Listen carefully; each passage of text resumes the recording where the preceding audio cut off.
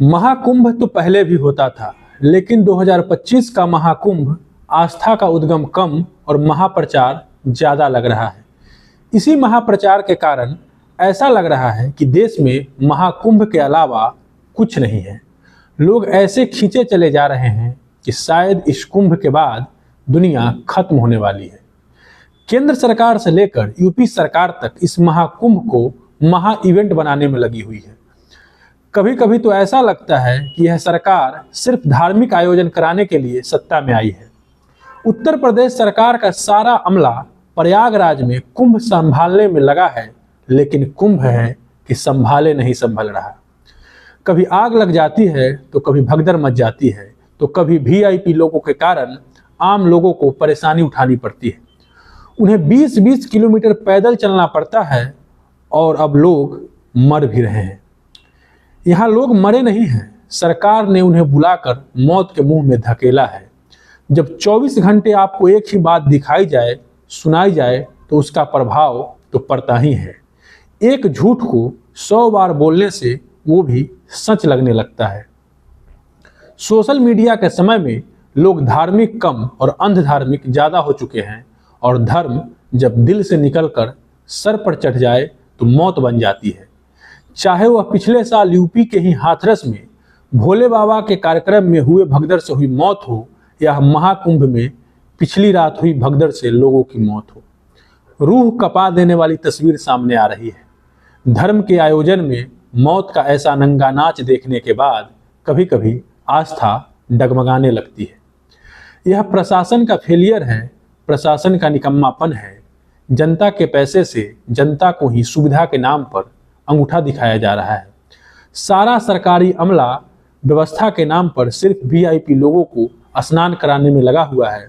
सारे लोग वीआईपी लोगों के सामने अपना नंबर बढ़ाने में लगे हुए हैं। ऐसा हम नहीं कह रहे हैं, आप खुद सुनिए यह कौन कह रहा है। प्रशासन पूरी तरह फेल हो गया है।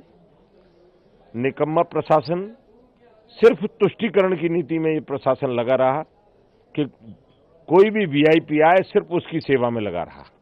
मैंने देखा कि जो भी वीआईपी यहाँ आया सिर्फ प्रशासन उसकी जी हजूरी में लगा रहा। इसके अलावा इस प्रशासन को इस कुंभ से कोई मतलब नहीं था, किसी भी व्यवस्था से कोई मतलब नहीं था। और जब 25 बार हम सारे अखाड़े मिलकर कह रहे थे कि सेना के हवाले इस कुंभ को कर दीजिए, हमारे देश में सेवाभावी लोगों की कमी नहीं है, अगर ये सेना के हवाले कुंभ हो जाता तो मुझे नहीं लगता कि इतना बड़ा हादसा होता। बहुत दुख है, बहुत दुख है, बहुत दुख। यह हादसा अचानक नहीं हुआ है। प्रयागराज के स्थानीय निवासी और वहां पहुंचे श्रद्धालु लगातार इस व्यवस्था पर सवाल उठा रहे थे। ट्रैफिक मैनेजमेंट के नाम पर सिर्फ वीआईपी को मैनेज किया जा रहा था। संगम में स्नान करने के महत्व का इतना प्रचार किया गया कि प्रयागराज पहुंचने वाले सारे श्रद्धालु संगम तट पर स्नान करना चाहते थे। दैनिक भास्कर की रिपोर्ट के अनुसार भगदड़ का सबसे बड़ा कारण यह था कि संगम घाट पर एग्जिट और एंट्री पॉइंट एक ही था। लोग जहां से अंदर जा रहे थे वहीं से निकल भी रहे थे। क्या 7,000 करोड़ का बजट सिर्फ हाई प्रोफाइल टेंट बनाने के लिए था?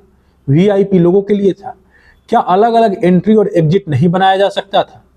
हादसे में हुए मौत या घायलों को लेकर अभी तक प्रशासन असली संख्या जारी नहीं कर पा रही है। इसका सीधा मतलब है कि हादसा भयानक था और प्रशासन उस पर पर्दा डालने में लगा हुआ है। किसी के पास आधिकारिक आंकड़े तो नहीं है, लेकिन महाकुंभ से आ रही तस्वीर और वीडियो हादसे की भयावहता को जाहिर कर रहे हैं। लोगों के शव जमीन पर पड़े हुए हैं, आप देख सकते हैं। इसके बावजूद यूपी प्रशासन बेशर्मी से इस पर पर्दा डालने में लगी है। महाकुंभ मेला के एसएसपी राजेश द्विवेदी कह रहे हैं कि कोई भगदड़ नहीं हुई, बस अत्यधिक भीड़ के कारण बस कुछ श्रद्धालु घायल हो गए हैं। नहीं, कोई स्टैम्पीड वाली बात नहीं थी। बेसिकली ओवर क्राउडिंग हो गई थी, जिससे कुछ श्रद्धालु घायल हो गए थे। और अभी जैसा आप देख रहे हैं स्थिति पूर्णतया नियंत्रण में है।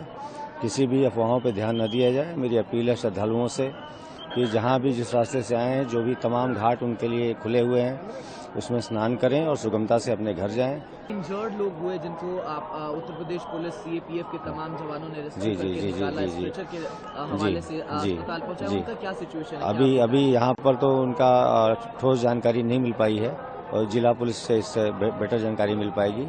फिलहाल हम यहाँ की व्यवस्था देख रहे हैं और पूर्णतया सुरक्षित और सुगम माहौल है। कोई कैजुअलिटी का नंबर आया है सर, या फिर कोई इंजर्ड? अभी मेरे पास वो संख्या नहीं है। हमें सारी यहाँ की व्यवस्था देखनी है। तमाम करोड़ों की संख्या में श्रद्धालु अभी भी मौजूद हैं घाट में और मेला क्षेत्र में, और सतत आ रहे हैं। चूंकि मौनी अमावस्या है, बहुत ही पवित्र पर्व है, तो हमें उनकी पूरी व्यवस्था देखनी है और जो भी घायल हुए थे उनका भी शीघ्र विवरण प्राप्त किया जाएगा और बताया जाएगा। महाकुंभ में अमृत स्नान करने का मकसद मोक्ष प्राप्त करना होता है, लेकिन आज का अमृत स्नान यह मोक्ष नहीं, मौत बनकर आई। आस्था का कोई भी मेला जिंदगी से बड़ा नहीं हो सकता। धर्म आदमी के लिए है, आदमी धर्म के लिए नहीं हो सकता। उतना ही धार्मिक बने कि जिंदा रह सके। अत्यधिक धार्मिक होना मौत का कारण बन सकता है। खैर, हादसे के बाद पक्ष और विपक्ष के सारे नेता, प्रधानमंत्री से लेकर मुख्यमंत्री राहुल गांधी, अखिलेश यादव, बसपा प्रमुख मायावती, सभी ने एक्स पर पीड़ितों के प्रति संवेदना व्यक्त की। प्रधानमंत्री ने एक्स पर लिखा कि प्रयागराज महाकुंभ में हुआ हादसा अत्यंत दुखद है। जिनमें श्रद्धालुओं ने अपने परिजनों को खोया है, उनके प्रति मेरी गहरी संवेदनाएं हैं। इसके साथ ही मैं सभी घायलों के शीघ्र स्वस्थ होने की कामना करता हूं। स्थानीय प्रशासन पीड़ितों की हर संभव मदद में जुटा है। इस सिलसिले में मैंने मुख्यमंत्री योगी आदित्यनाथ से बातचीत की है और मैं लगातार राज्य के संपर्क में हूं। लोकसभा में विपक्ष के नेता राहुल गांधी ने भी पीड़ितों के प्रति संवेदनाएं व्यक्त की। उन्होंने लिखा कि शोकाकुल परिवारों के प्रति गहरी संवेदनाएं व्यक्त करता हूं। घायलों के शीघ्र स्वस्थ होने की आशा करता हूं। इस दुखद घटना के लिए कुप्रबंधन, बद इंतजामी और आम श्रद्धालुओं की जगह वीआईपी मूवमेंट पर प्रशासन के विशेष ध्यान होना जिम्मेवार है। वीआईपी कल्चर पर लगाम लगनी चाहिए और सरकार को आम श्रद्धालुओं की जरूरतों की पूर्ति के लिए बेहतर इंतजाम करने चाहिए। उन्होंने कांग्रेस कार्यकर्ताओं से भी अपील की कि लोगों की मदद करें। उत्तर प्रदेश के मुख्य विपक्षी पार्टी और सपा प्रमुख अखिलेश यादव ने पीड़ितों के प्रति संवेदनाएं व्यक्त किए और मेला प्रबंधन को सेना के हवाले करने की मांग की।